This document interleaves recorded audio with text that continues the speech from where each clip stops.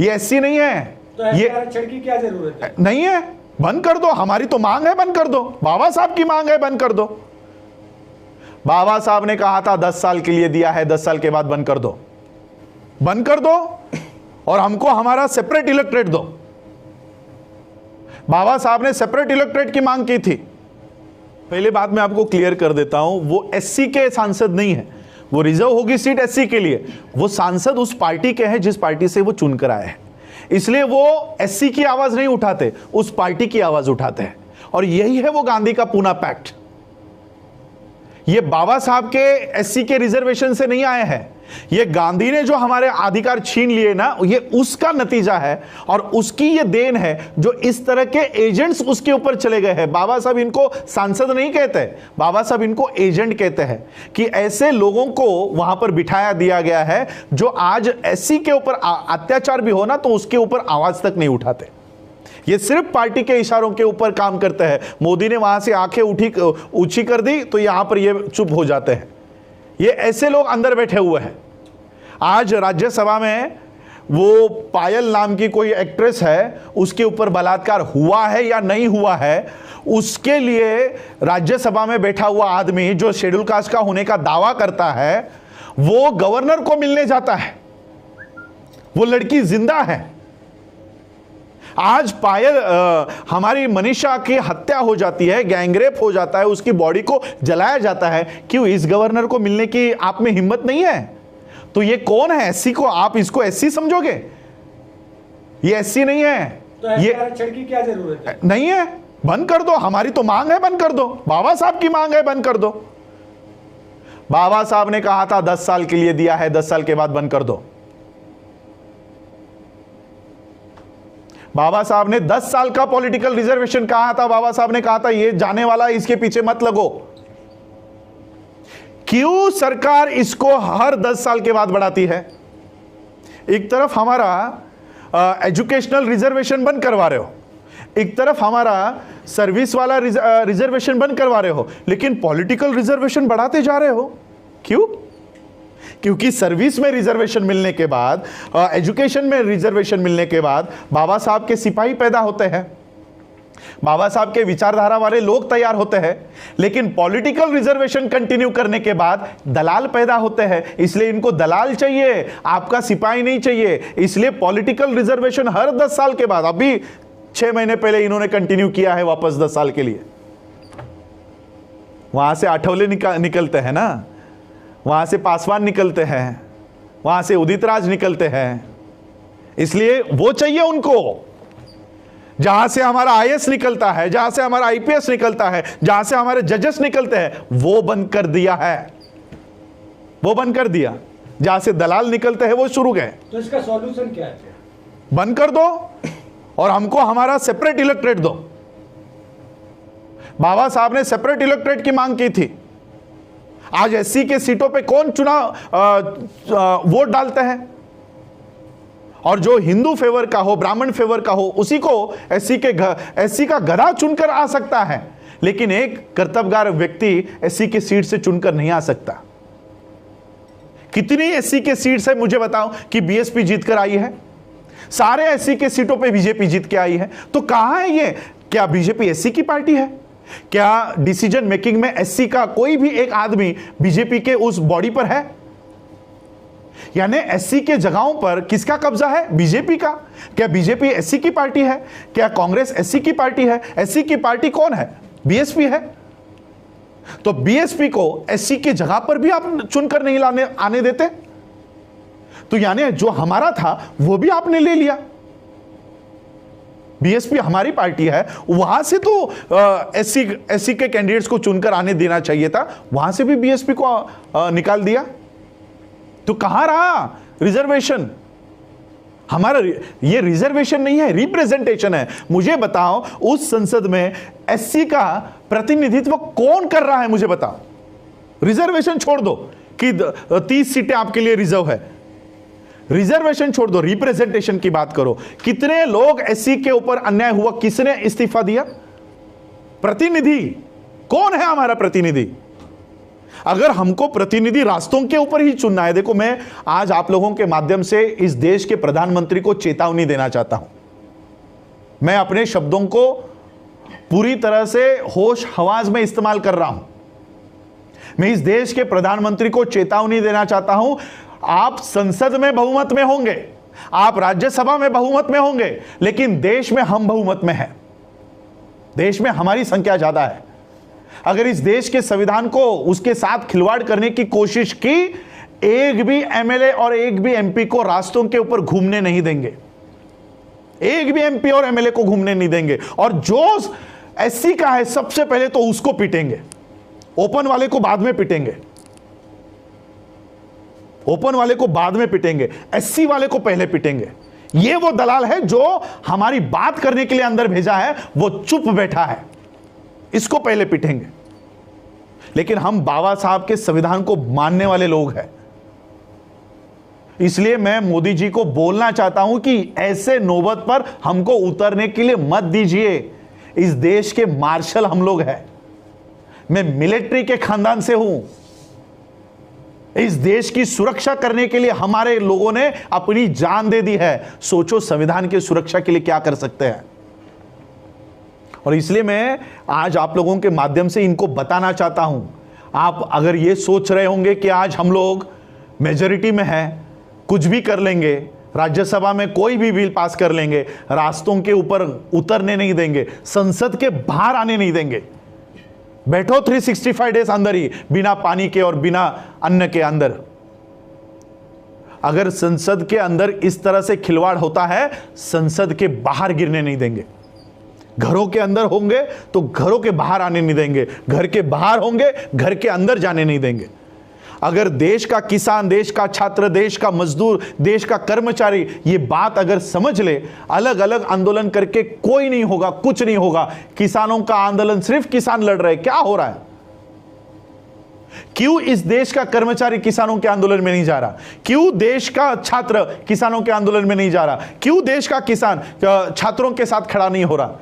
जब तक एक दूसरे के साथ खड़े नहीं होंगे, इस तरह का मोदी पैदा होता रहेगा। ये हमारे इनएफिशिएंसी का रिजल्ट है नरेंद्र मोदी।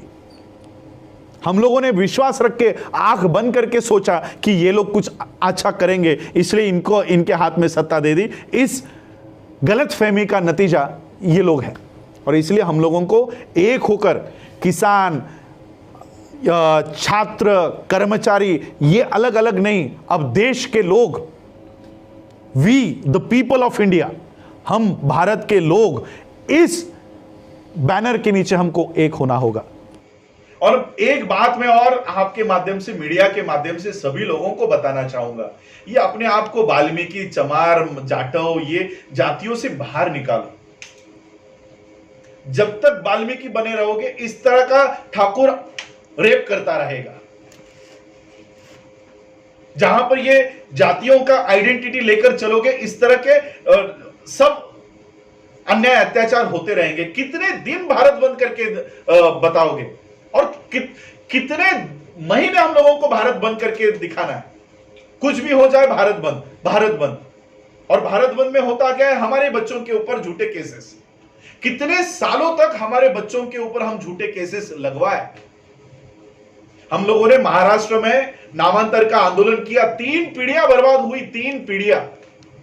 एक तरफ हम लोग कोर्ट के चक्कर लगाते रहे और मराठा समुदाय के लोग अब्जोपति बन गए। कंपेयर करके देखो, कंपेयर करके देखो, कब तक भारत बंद करवाएंगे हम लोग? अरे ये भारत बंद करवाने से अच्छा एक बार ये जातियों को बंद करवा दो। एक भारतीय होने के नाते अपने आप को एस्टैब्लिश करो। जहां से इन लोगों को फंडिंग आ रही है ना, ये इन मंदिरों में जाना बंद करवा दो। मैं वाल्मीकि समाज के लोगों को कहना चाहता हूं, जिन मंदिरों में आप जा रहे हो, वो लोग आप लोगों को शूद्र मानते हैं और शूद्र के साथ इसी तरह से व्यवहार होना चाहिए, ये इनके धर्म ग्रंथ कहते हैं। और उसी के ऊपर ये काम हो रहा है। और इसलिए ये सारा बंद करवा दो। बाबा साहब के सिर्फ फोटो को लेकर मत चलो, उनके विचारों को लेकर चलो। बाबा साहब को जब ये पता चला कि ये लोग हमको अधिकार देने को तैयार नहीं है, ऐसे धर्म को बाबा साहब ने लात मार दी थी। हम लोगों को वो देखना चाहिए। सिर्फ बाबा साहब का इस्तेमाल राजनीति के लिए वोट मांगने तक नहीं करो।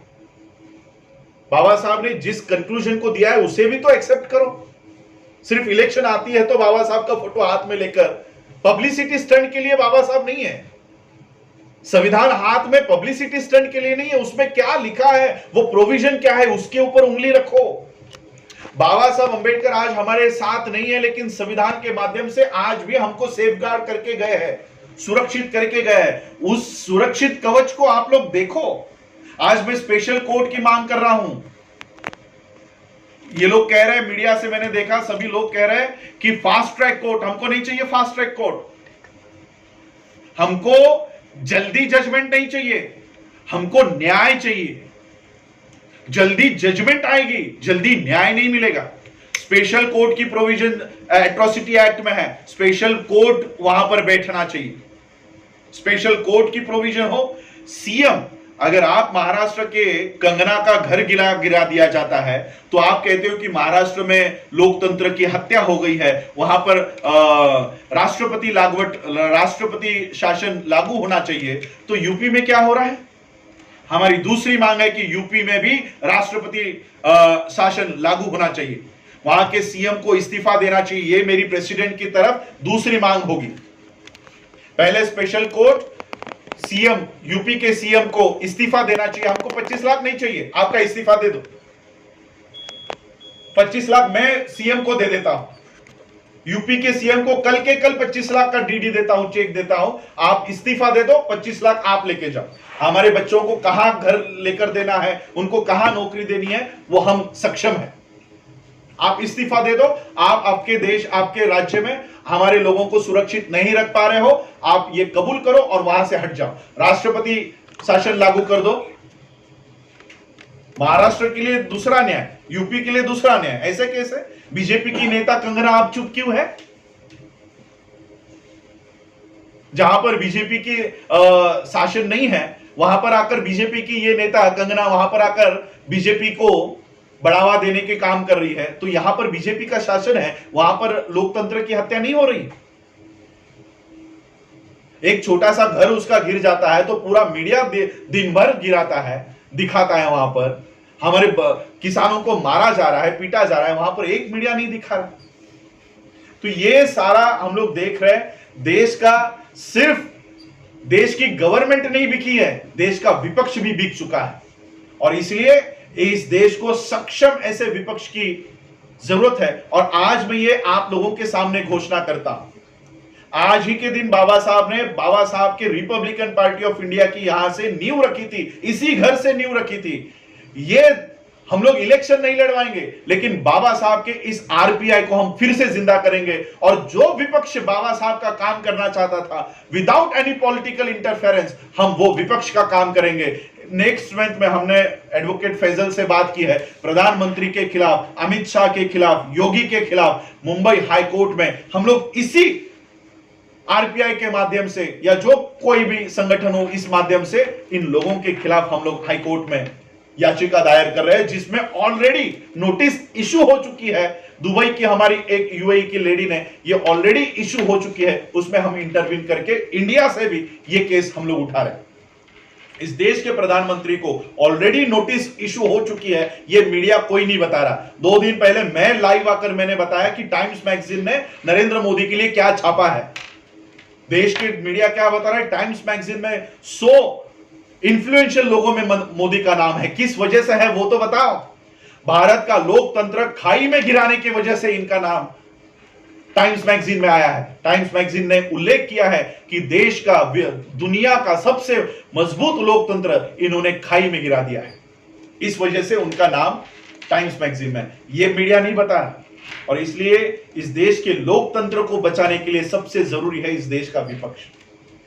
और वो विपक्ष की भूमिका अगर इस देश का कांग्रेस नहीं निभा रहा तो इस देश के लोग निभाएंगे। और इन देश के लोगों को वो बाबा साहब के आरपीआई के तत्वों को बताने का काम भी हम लोग करेंगे। बस यही आज, इसी के लिए आज हम लोग यहां पर आए। कल परिवार से मिलेंगे और बुद्धिस्ट सोसाइटी ऑफ इंडिया के माध्यम से हम उनको जो आर्थिक मदद हम करना चाहते हैं वो वहां पर करेंगे। और बस इतना ही हमारा है। बाकी किसी पब्लिसिटी में और इसमें हम लोगों को इंटरेस्ट नहीं। खबरों में बने रहने के लिए फोरम 4 को सब्सक्राइब करें और नोटिफिकेशन पाने के लिए बेल आइकन दबाएं।